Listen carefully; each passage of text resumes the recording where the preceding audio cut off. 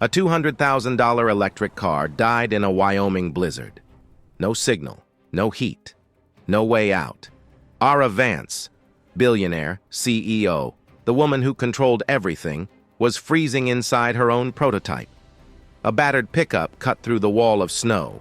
A black man stepped out, jacket worn at the shoulders, eyes sharp with something beyond concern. He smashed the glass and pulled her from what he called a coffin with leather seats. But this man once built the very car that almost killed her. And his reason for saving her was more dangerous than the storm. The morning Ara Vance left Denver, she told no one where she was going. That was how she operated. 12 years of building ether motors from a garage startup into a $14 billion empire had taught her one rule above all others. Trust the machine, not the people around it. Board members lied. Engineers exaggerated. Marketing teams painted fantasies. But a car, a real car on a real road, either worked or it did not. So 3 days before she was scheduled to sign the largest merger in American automotive history, Ara loaded herself into the Ether 9 prototype and drove northwest toward the Wind River Range. The merger with OmniCorp would double her production capacity overnight. It would put Ether vehicles in 37 countries within 18 months. Every advisor she employed had told her it was the deal of a lifetime. She wanted to feel the car first. The Ether 9 was supposed to be the crown jewel, a luxury electric SUV with a self-driving system so advanced that the press had already called it the future on four wheels. Ara did not care about press. She cared about how the steering responded on a mountain switchback at 9,000 feet, whether the battery management held in sub-zero temperatures, how the suspension absorbed gravel roads that no test track could simulate. This was the product her name would be attached to forever. She needed to know it with her hands, not from a spreadsheet. For 3 hours, the car performed flawlessly. Then the sky turned the color of ash. The blizzard came faster than any forecast had predicted. By the time Ara reached the stretch of highway between Dubois and Togwoti Pass, visibility had dropped to less than 15 feet.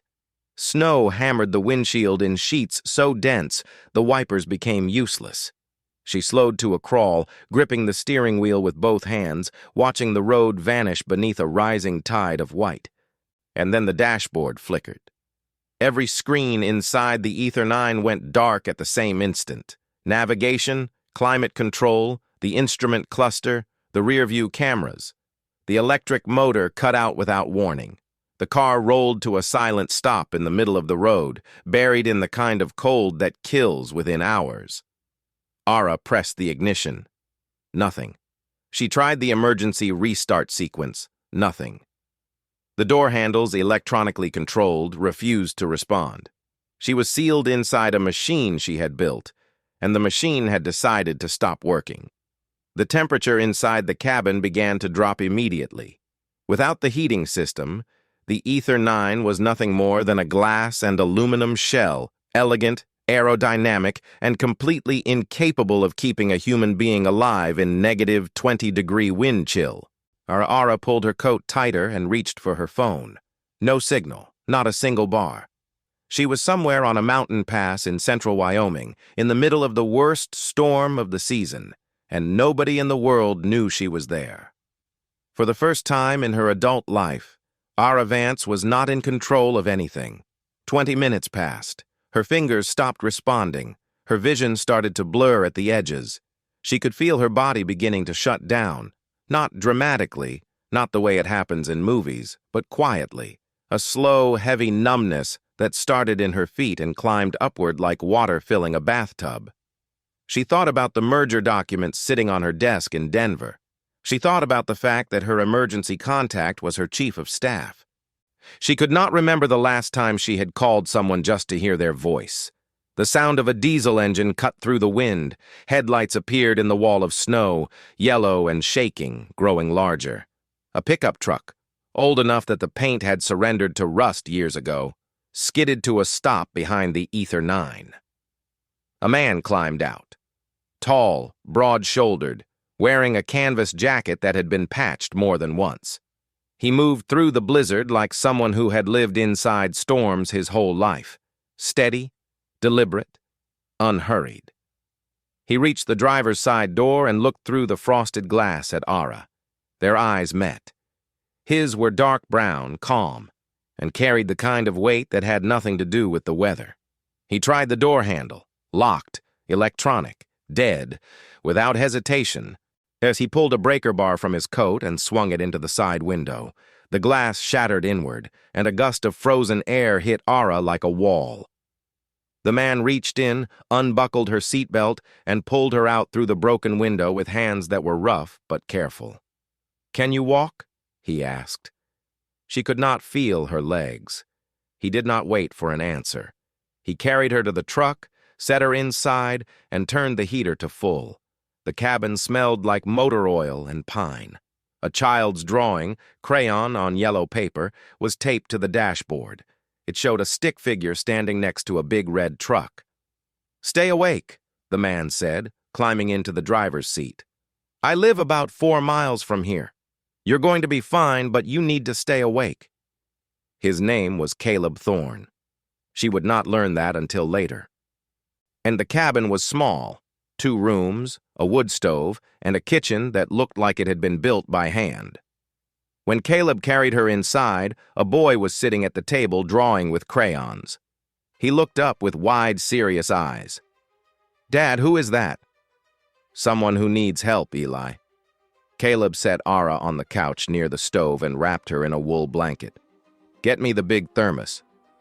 The boy, 7 years old, with his father's quiet intensity, moved without argument. The blizzard did not break that night. It did not break the next morning either. For 48 hours, Ara Vance was stranded in a cabin with a man who fixed cars for cash and a boy who drew pictures at the kitchen table while the world outside tried to bury them all. In those 2 days, Ara noticed things. Caleb spoke carefully. They're like a man who had trained himself to say less than he knew.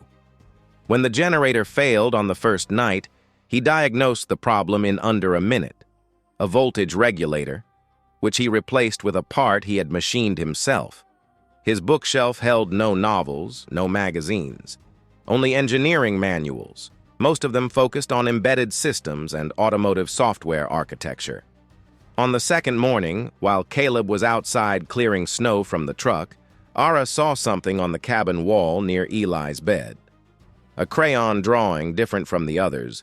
This one showed a sleek, angular car, not a child's fantasy, but a shape that was unmistakably specific. She had seen that shape 1,000 times. It was the Ether 9. She pulled the drawing from the wall to look closer. Eli watched her from the kitchen. "That's Daddy's car," the boy said. And before Ara could ask what he meant, Caleb came back inside, snow melting on his shoulders. His eyes went to the drawing in her hands, then to his son. Something shifted in his expression, not anger, but a kind of controlled grief, the look of a man watching a door open that he had spent years trying to keep shut. He took the drawing gently and slid it into a drawer.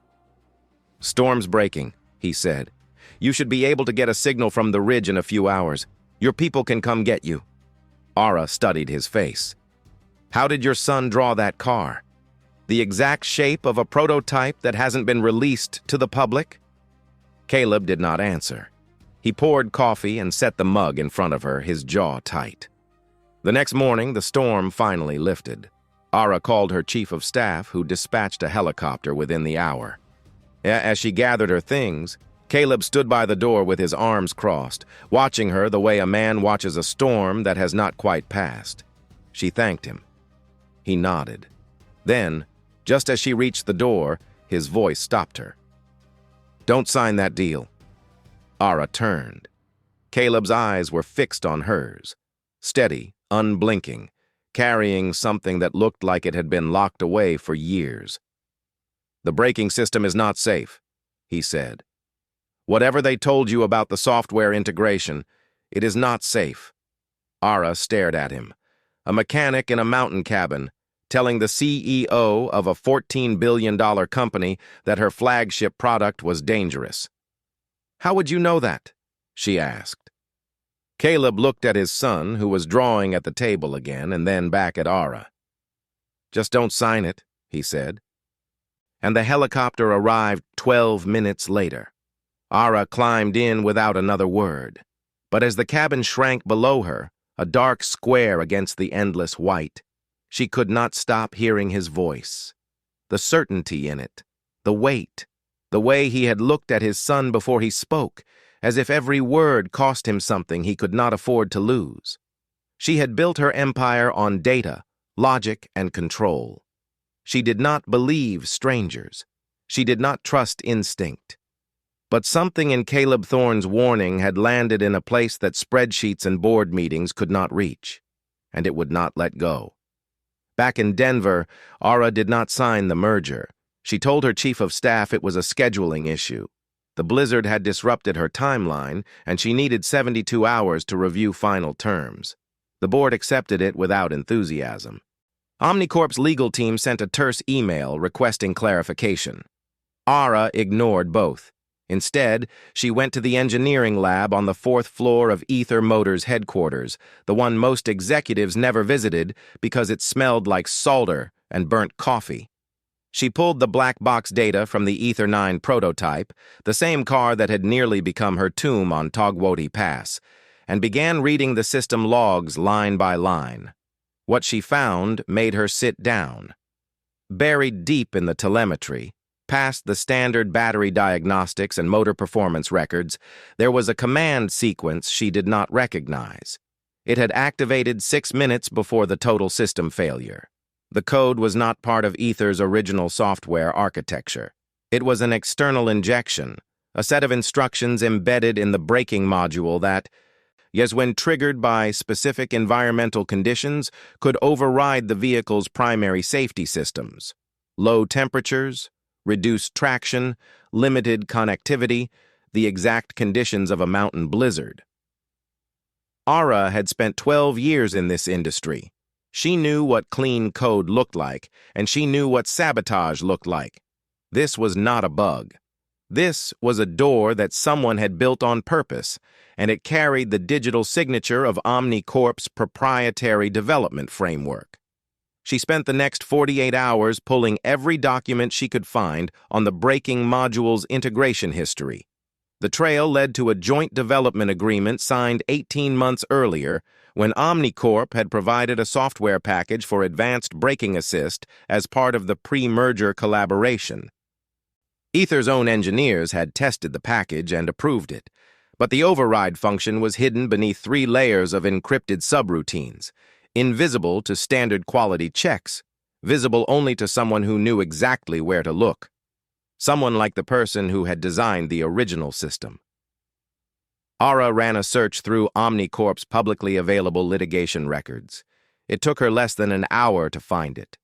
A lawsuit filed 4 years ago by a former senior engineer against Omnicorp, alleging that the company had knowingly deployed a braking software system with a critical vulnerability, a hidden override that could disable safety functions remotely. The lawsuit claimed this defect had caused at least 1 fatal accident. The engineer's name was listed on the filing, Caleb Thorne. The case had been dismissed, and according to court records, the plaintiff's evidence was found to be fabricated, his professional credentials revoked, and his testimony discredited by 3 expert witnesses, all of whom, Ara noticed, were employed by Omnicorp subsidiaries. 6 months after the dismissal, a brief news article from a Wyoming newspaper reported that Caleb Thorne had died in a house fire. Arson was suspected but never confirmed. No further investigation. Case closed.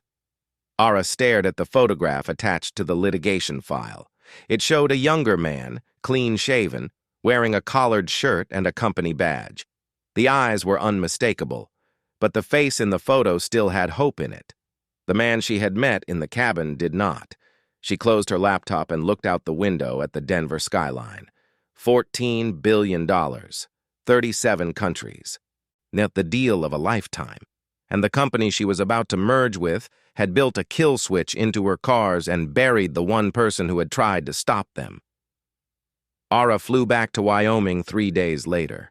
She rented a truck at the Riverton airport and drove north toward the mountains alone. No security detail, no chief of staff. She found the dirt road that led to Caleb's property by memory. The crooked mailbox with no name, the stand of dead pines marking the turnoff. When she knocked on the cabin door, Caleb opened it with Eli standing behind his leg. The look on his face was not surprise. It was resignation, the expression of a man who had been waiting for the wrong person to show up for years and had finally decided this was the day. "I know who you are," Ara said. Caleb studied her for a long time. His hand rested on the doorframe, blocking the entrance. Behind him, Eli held a toy truck against his chest. "Then you should also know that coming here is a mistake," Caleb said. But Ara did not leave. She held out her laptop, already open to the black box data, the override command, the encrypted subroutines, the OmniCorp signature buried in her braking system. She had found this on her own. No one had pointed her to it. No one had helped. "I did not come here because you told me not to sign," she said. "I came here because I found the proof myself, and I need to understand what I am looking at." Caleb's eyes moved from her face to the screen. For a moment, the mask he wore, the quiet mechanic, the invisible man, cracked. She could see the engineer underneath, the part of him that had never stopped reading code even when the world had erased his name. And he stepped aside and let her in. They sat at the kitchen table while Eli played with wooden blocks on the floor. Caleb spoke slowly, choosing every word as if each one could detonate. He had been the lead engineer on OmniCorp's autonomous driving division. He had designed the core architecture of their braking safety system, the same system that was now embedded in the Ether 9.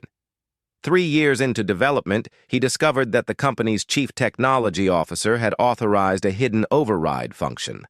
The override allowed remote access to the braking system through an encrypted channel, a backdoor that could disable collision avoidance, emergency braking, and stability control from an external server. Caleb reported it internally. He filed a formal engineering objection. He refused to sign the final certification. And 2 weeks later, his wife Maya was driving their car, an OmniCorp vehicle equipped with the same system, on Interstate 80 near Cheyenne. The car's brakes failed at 73 miles per hour. She hit a concrete barrier. She died before the paramedics arrived. Eli was 18 months old and strapped into his car seat in the back. He survived with a fractured collarbone. Caleb's voice did not waver when he told this part, but his hands, resting on the table, pressed flat against the wood, as if holding himself in place. After Maya's death, Caleb spent over a year gathering evidence, downloading files, recording conversations, documenting every internal memo he could access. Then he filed the lawsuit. OmniCorp responded with overwhelming force. They hired 4 law firms simultaneously, and they produced internal emails, which Caleb swore were fabricated, showing him approving the override function. They revoked his engineering licenses. They destroyed every professional relationship he had. 3 expert witnesses, all connected to OmniCorp through consulting contracts, testified that his claims were technically impossible. The case was thrown out. Caleb lost everything: his career, his reputation, his savings. Then came the fire. A former colleague, the only person at OmniCorp who had believed him, called at 2 in the morning and said one sentence: "They are coming tonight." Caleb grabbed Eli, left through the back door, and drove north. 12 hours later, his house burned to the ground. Dental records from a body found inside were matched to his file. He was declared dead. He never corrected the record. Yet for 3 years, he had lived in this cabin under a name that was not his own, fixing engines for people who did not ask questions, raising a boy who would never know his mother. He had no bank account, no phone, no digital trace of any kind. He had become no one, because being no one was the only way to keep his son alive. Ara sat across from him after he finished. The weight of what she had just heard pressed against her chest like a physical thing. She understood now why he had warned her. It was not about her. It was about the millions of cars that would carry this software if the merger went through. Every family, every child strapped into a back seat, every person trusting a machine to stop when it was supposed to stop. "Why didn't you go to the press?" she asked. "The FBI, anyone." Caleb looked at Eli, who was stacking blocks into a tower on the floor. "Because the last time I told the truth, my wife died, and my son almost died with her. I chose him. I will always choose him." The answer hit Ara in a place she had spent years walling off. She thought about her own life. The empty apartment in Denver, the chief of staff as an emergency contact, the inability to remember the last time someone needed her for something that was not a business decision. Caleb had lost everything and still had the one thing she had never allowed herself to have: someone to protect. "I need the original engineering files," Ara said. "The ones from inside OmniCorp's servers. The black box data proves there is an override, but it does not prove who authorized it or why. Without the internal records, they will do to me what they did to you." Caleb shook his head. "Those files are on a restricted server inside OmniCorp's headquarters in Chicago. I could not access them from here even if I wanted to." "Then we access them from inside," Ara said. Caleb stared at her. "You don't understand what you're asking. The moment I walk into any building connected to OmniCorp, I stop being a dead man. My son stops being safe." "Your son is not safe now," Ara said. "None of them are. Every vehicle running that software is a loaded weapon, and if this merger goes through, there will be millions more." Caleb did not respond. He watched his son carefully place one final block on top of the tower. The tower held. Before she left that evening, Ara placed a prepaid phone on the kitchen table. "If you decide to help me," she said, "this is how you reach me. If you decide not to, destroy it and forget I was here." Caleb looked at the phone but did not touch it. Ara walked out into the cold without looking back. 3 days later, the phone rang. Back in Denver, the walls began closing in. OmniCorp had noticed Ara's delay, not the public-facing executives. They were still smiling for cameras and discussing synergies in conference calls. The pressure came from deeper inside the organization. Within a week of her return from Wyoming, 3 members of Ether Motors' board of directors received private calls from OmniCorp's general counsel, reminding them of contractual deadlines and implied penalties for withdrawal. And her chief financial officer forwarded an email chain in which OmniCorp's investment bank had quietly contacted Ether's largest institutional shareholders, suggesting that the CEO's erratic behavior was creating unnecessary risk. They were not trying to destroy her yet. They were trying to make her irrelevant, to push the merger through the board without her approval, to reduce her to a signature on a document that would move with or without her consent. Ara knew the playbook. She had used versions of it herself, but knowing the playbook and surviving it were different things. She made 2 phone calls that week. The first was to Rachel Dunn, an investigative journalist at the Washington Herald who had built her reputation on corporate accountability stories. Ara sent her an encrypted copy of the black box data, the litigation records, and a detailed summary of the override function. Everything she had found, with no names attached to protect Caleb. She told Rachel not to publish anything until she gave the signal. The second call was to Marcus Webb, a former federal prosecutor turned independent attorney who specialized in whistleblower protection. She retained him with a single instruction. If anything happened to her, if she was removed from Ether Motors, if she disappeared, if the data was destroyed, he was to file an emergency disclosure with the National Highway Traffic Safety Administration and release everything to the public. These were not offensive moves. They were insurance policies. Ara understood that she was walking into a fight against people who had already killed to protect their secret, and she needed to make sure the truth could not die with her. 3 weeks after the blizzard, Omnicorp announced a black tie gala at their Chicago headquarters to celebrate the historic partnership between the two companies. Every major financial outlet was invited. The event would culminate in a live signing ceremony. Ara and Victor Hale, Omnicorp's CEO, putting their names on the merger agreement in front of 300 guests and a global live stream. Ara accepted the invitation. Then she called Caleb on the prepaid line. "The gala is in 2 weeks," she said. "Omnicorp is hosting it at their own headquarters in Chicago. Their internal servers are in the same building, 14th floor. During the event, the entire executive team will be in the ballroom downstairs. The building will be running on a skeleton crew." Caleb was quiet on the other end. She could hear Eli in the background, singing something tuneless and happy. "You want me to go to Chicago," Caleb said. "I want you to help me get the files that prove what they did to you. And to Maya." The line went silent for a long time. When Caleb spoke again, his voice was lower, stripped of everything except the raw calculation of a father measuring risk. "If they see me, Eli loses his father. You understand that? If we do nothing, other children lose their parents," Ara said. "That software is going into every car we build, every single one." Caleb did not answer right away. In the background, Eli's singing had stopped, and the boy must have sensed something in the air, the particular silence that falls over a house when an adult is making a decision that cannot be undone. "I will need access credentials and a floor plan," Caleb said finally. "I will get you both." The night of the gala, Omnicorp's Chicago Tower blazed with light. Crystal chandeliers, $500 plates. The combined wealth in the ballroom could have funded a small nation. Ara wore black, simple, sharp, deliberate. She shook hands, accepted congratulations, and smiled at people whose names she would forget within the hour.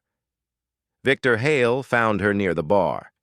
He was tall, silver-haired, with the practiced warmth of a man who had spent decades convincing people to trust him. He placed a hand on her shoulder like they were old friends. "So tonight is the beginning of something extraordinary," Victor said. Ara looked at his hand on her shoulder. "It certainly is," she said. Caleb entered the building through a service entrance on the east side, wearing a maintenance uniform Ara had arranged through a subcontractor. For 3 years, he had been invisible. Tonight, he needed that invisibility one last time. He reached the server room on the 14th floor without incident. The credentials Ara had provided worked. The files were exactly where he remembered, buried in a partition labeled Legacy Development Archives, a name so boring that no one would ever think to look. He plugged in an encrypted drive and began the transfer. It should have taken 8 minutes. It took 11. On minute 9, Victor Hale stepped away from the ballroom. Something had triggered a security alert on the 14th floor. An unauthorized access ping from a terminal that should have been dormant. Victor did not call building security. He made one phone call to a private number, and 3 men in dark suits moved toward the service elevator.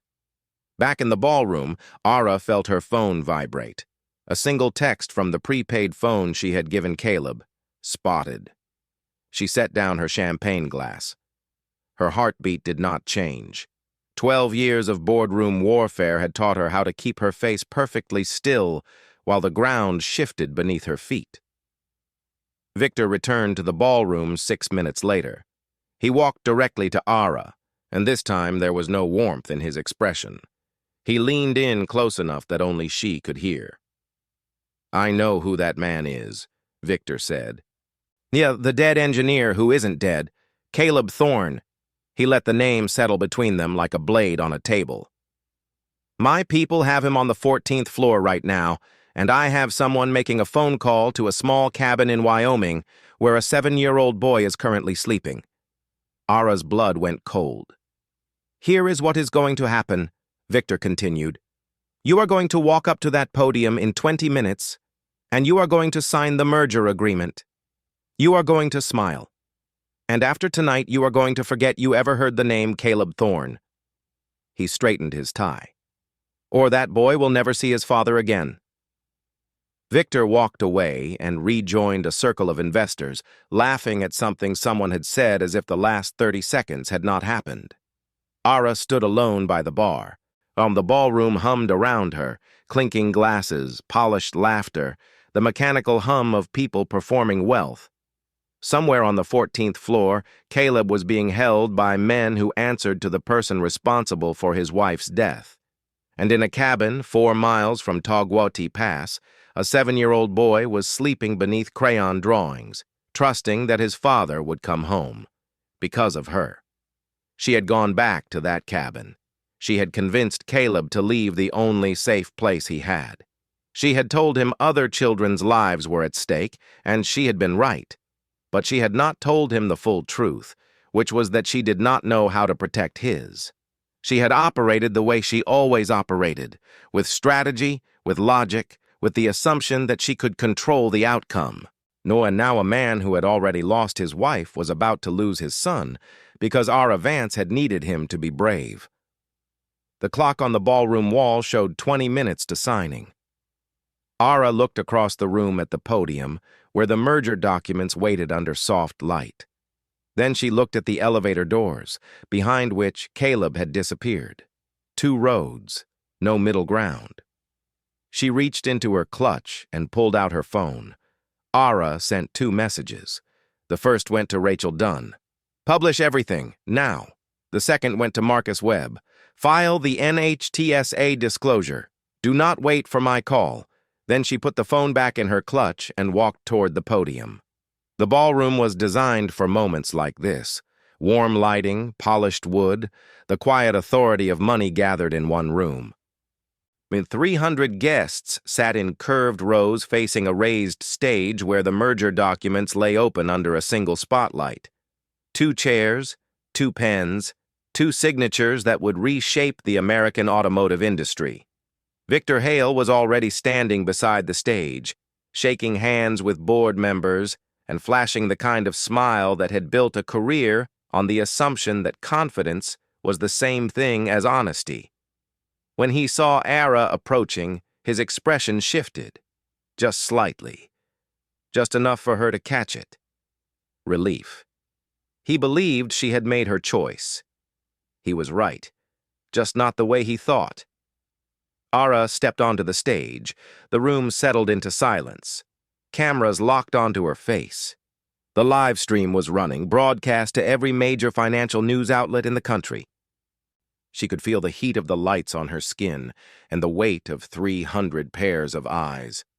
Somewhere behind those eyes, behind the crystal and the champagne, Caleb was being held on a floor above her head, and a boy was sleeping in a cabin 1,000 miles away. She looked at the documents. Her name was already printed on the signature line in elegant type. All she had to do was pick up the pen. Instead, she looked up at the audience and began to speak. "6 weeks ago, I drove an Ether 9 prototype through a blizzard in the Wind River Range. The car's entire electrical system failed. I was trapped inside. No heat, no communication, no way to open the doors. I nearly died." The room was completely still. Victor, standing at the edge of the stage, kept his expression neutral, but his right hand closed slowly into a fist at his side. "I survived because a stranger found me on the road and broke the window to pull me out. When I returned to Denver, I examined the black box data from that vehicle. What I found was not a malfunction. It was a hidden command embedded in the braking software, a backdoor that allows remote override of critical safety systems. That code was not developed by Ether Motors. It was provided by OmniCorp as part of our pre-merger software integration." A murmur rippled through the audience. Ara did not stop. 4 years ago, a senior engineer at OmniCorp discovered this same vulnerability and reported it internally. He refused to approve the system for deployment. His wife was killed in a crash involving a vehicle equipped with that software. He filed a lawsuit. OmniCorp destroyed his career, fabricated evidence against him, and arranged for him to disappear. He was declared dead. He is not dead. He is in this building tonight. And right now, He is being detained against his will on the 14th floor by men who work for the man standing next to me." Every camera in the room swung toward Victor Hale. His face had gone the color of old paper. He took one step toward the microphone, but Ara was faster. "The data I am describing has already been sent to the National Highway Traffic Safety Administration, to independent legal counsel, and to an investigative journalist who will publish the full technical analysis within the hour. This is not an accusation. It is a disclosure. Every file, every line of code, every document is now in the hands of people who cannot be silenced, threatened, or bought." She looked directly at Victor. His jaw was locked, his eyes burning with the particular fury of a man who had spent decades controlling rooms exactly like this one and had just lost control of it in front of the entire world. "I will not be signing this merger agreement," Ara said. "And I am requesting that building security immediately release the individual being held on the 14th floor." The room erupted. Journalists were on their feet. Camera flashes fired in overlapping bursts. Board members from both companies leaned toward their attorneys. Victor turned and walked off the stage without a word, pulling his phone from his jacket as he moved toward the exit. Two of his executives followed, their faces blank with the practiced calm of people who understood that everything they had built was collapsing in real time. Building security, alerted by the commotion and the very public accusation, sent a team to the 14th floor within minutes. They found Caleb in a conference room with 3 men who could not produce identification or explain why they were detaining someone in a restricted area. The men left without resistance. They understood, as Victor did, that the math had changed. Whatever leverage they held had evaporated the moment Ara's words hit the live stream. Caleb walked into the ballroom 11 minutes after Ara stepped off the stage. The room had not emptied, it had transformed into something between a press conference and a crime scene. Journalists shouted questions, attorneys huddled in corners, security guards blocked the exits, unsure of who was in charge. Caleb found Ara near the back wall, standing alone. She was holding her phone in one hand, and the screen showed a cascade of incoming messages she had not opened. Her face was steady, but her hands were not. "Eli," she said. It was not a question. It was the only thing that mattered. Caleb nodded. "I called the neighbor who watches him. She has him. He is safe." Ara closed her eyes. When she opened them again, something had shifted. Not relief exactly, but the first breath after a long time underwater. "They are going to come after you," Caleb said. "The board, the shareholders. You just destroyed a $14 billion deal on live television." "I know," Ara said. "You could lose the company." "I know that too." Caleb studied her face the way he had studied it in the cabin, carefully, looking for something he was not sure he would find. This time, whatever he was looking for, he found it. "Thank you," he said. The words came out rough, like something that had been stored in a place where language does not reach. Ara shook her head. "I am the reason you were up there. I pulled you out of hiding. I put Eli at risk. Do not thank me." "You also told the truth in a room full of people who profit from silence," Caleb said.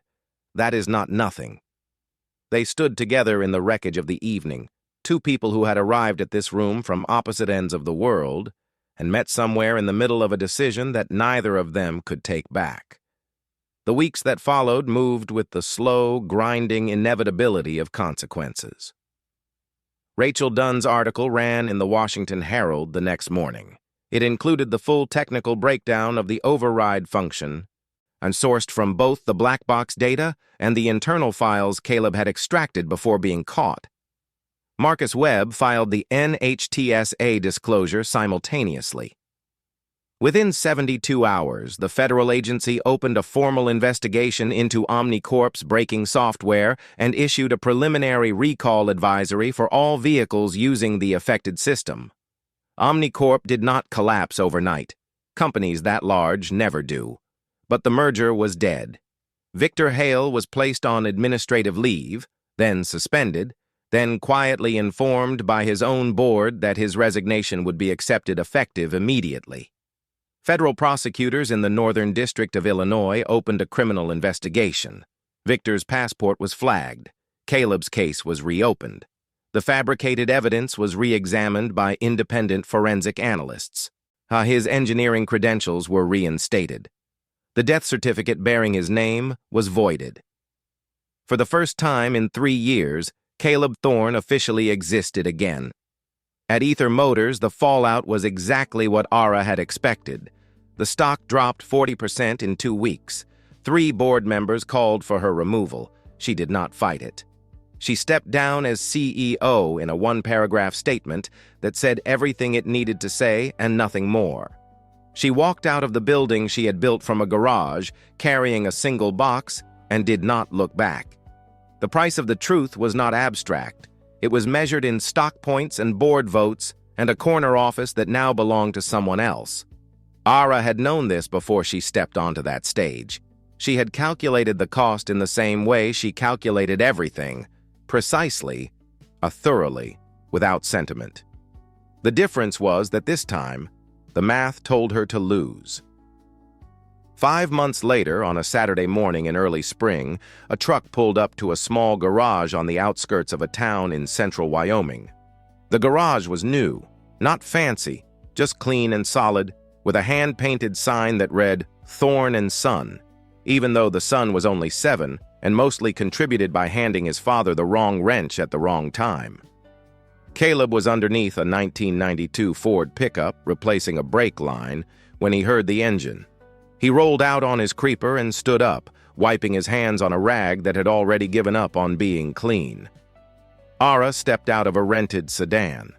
She wore jeans and a jacket that was not designed by anyone whose name appeared in a magazine. She looked different, not diminished, but lighter, like someone who had set down something heavy and discovered that her legs still worked. She was carrying a rolled-up set of blueprints under her arm. "What is that?" Caleb asked. "A project," Ara said. "Small, no investors, no board, just an idea for a motor design that I have been working on in my kitchen for the last 3 months." Caleb raised an eyebrow. "You are designing motors in your kitchen now." It is a surprisingly good workspace when you do not have a $14 billion company to run. From inside the garage, Eli came running out, a smear of grease already on his forehead from whatever he had been exploring. He stopped when he saw Ara, his head tilted with the frank curiosity of a child who remembers faces but not contexts. "Dad, does she know how to fix cars?" Eli asked. Caleb looked at Ara, and she looked back at him. Between them was the memory of a blizzard, a broken window, a kitchen table where the truth had been laid out like a blueprint, and a ballroom where everything had burned down so that something smaller and more honest could be built. "We will have to teach her," Caleb said. Eli considered this seriously, then nodded and ran back inside to find a wrench. Ara unrolled the blueprints on the hood of the Ford. Caleb leaned over to look. The spring sun was warm on their shoulders, and from inside the garage came the sound of a 7-year-old boy rummaging through a toolbox, looking for something he could not yet name, but was absolutely certain he would recognize when he found it. This story was about a woman who had everything except the courage to lose it, and a man who had lost everything except the courage to start again. If it stayed with you, even just a little, I would love for you to subscribe so you don't miss what comes next. And if you have ever had to choose between what was safe and what was right, or if someone once showed up for you when nobody else did, tell me about it in the comments. I read every single one.